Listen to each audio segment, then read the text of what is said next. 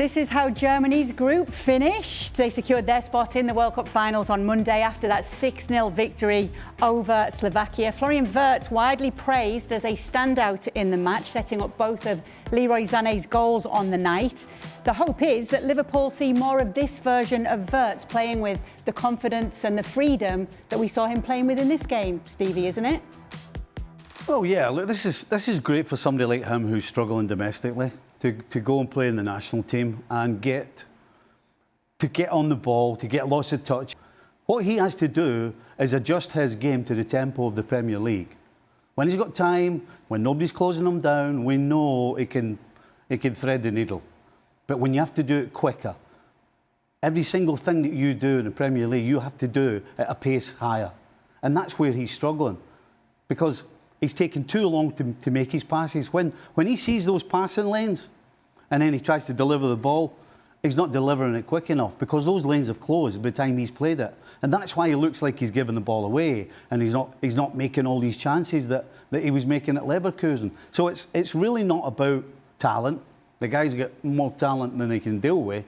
It's about doing everything. When he steps on the field in the Premier League, he has to do everything quicker. He has to think quicker. He has to play it quicker. And if he does that, then you'll see the types of goals that he's making there. Look at that. It doesn't hurt. It doesn't hurt to put in these kind of performances when you're struggling a little bit or a lot, as he is. But international football, and we talked about this during watching the Scotland game, isn't really a barometer for what your test is back in your domestic league, particularly if you're playing in, Germany, Spain, England, Italy. Because of the pace and the physicality, international football's a little bit more tactical. Yeah, the Scotland game was nuts, I'll give you that. But this game was... I watched this game and Slovakia, they were so open, it was unbelievable. Serge Gnabry could have had a field day, to be honest with you, particularly in the first half. So he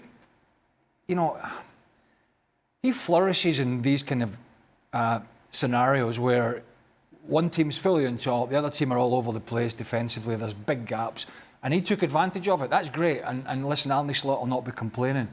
But it hasn't really got anything to do with what he's going to do for Liverpool. What he does for Germany and what he does for Liverpool are two different things. And until he starts doing it for Liverpool, they don't really give a hoot what he's doing for Germany. Because Liverpool fans and Arne Slot and everybody around that club that have paid the money, they need him to do it, and they need him to do it quickly for Liverpool to try and get back in the title race and put some consistency together. So, as I say, it's not a bad thing and it doesn't hurt. But I wouldn't sit here and say, Florian Wirtz was magnificent yesterday and all his woes are behind him. It's just a small step in the right direction. But there's much... When he gets back to England at the weekend, there's going to be much bigger tests lying ahead. How hard is it, Frank, to get up to that tempo of the Premier League?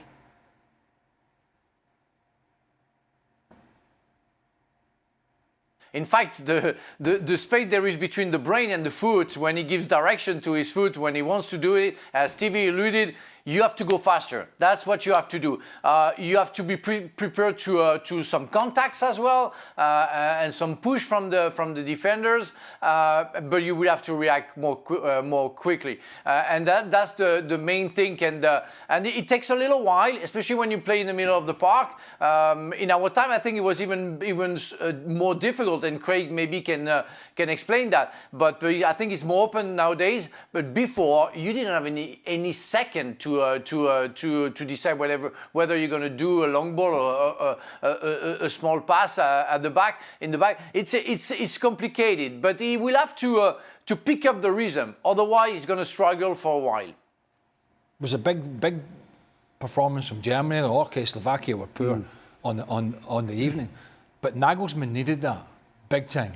Now, whether that's how much of that Germany can take forward and say we can play that way against better teams, I don't know. They've not really shown that in this qualifying campaign.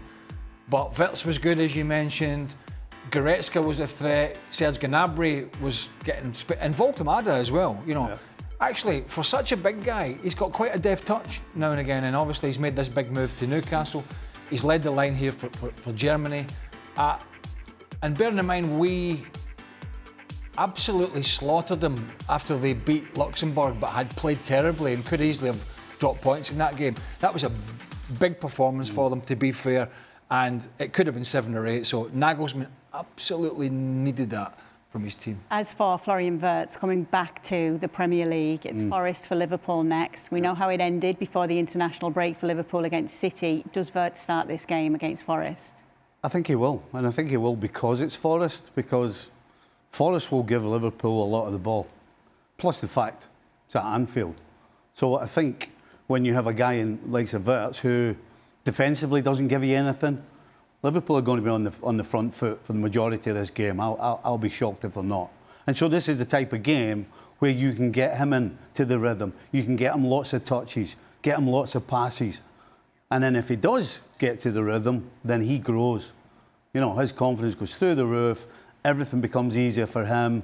And of course, when it becomes easier for him and he's playing well, it helps Liverpool. There's been some transfer news. Obviously, the January transfer window is just around the corner. Antoine Semenyo has been linked with a move to Liverpool. Reports stating that the club have been in direct contact with Bournemouth about the player because there is a release clause for him, £65 million reported, and seen as a potential long-term successor to Mohamed Salah.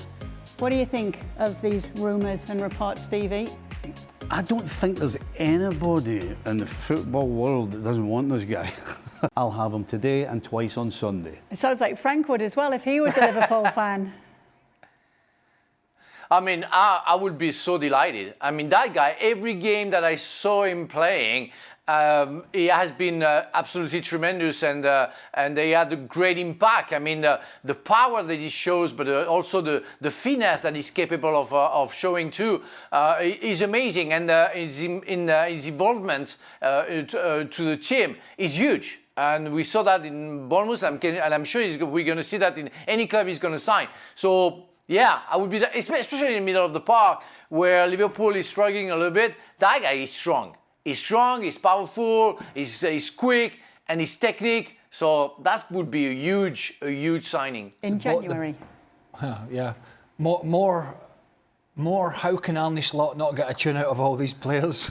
You know, if they sign him. You know, Bournemouth, it's just a conveyor belt at the moment, isn't it? It's a bit like Brighton have been. You know, you think about Zabanya to PSG, Kirkes to Liverpool, Huijsen to Real Madrid, Semenyo potentially somewhere in January, and you've got a manager in Areola who's done a great job again at the start of the season. He'll be next. Yeah, he's. I mean, it can't continue to pump your finances up like Bournemouth are, which is great from then as a business, and expect to keep your manager.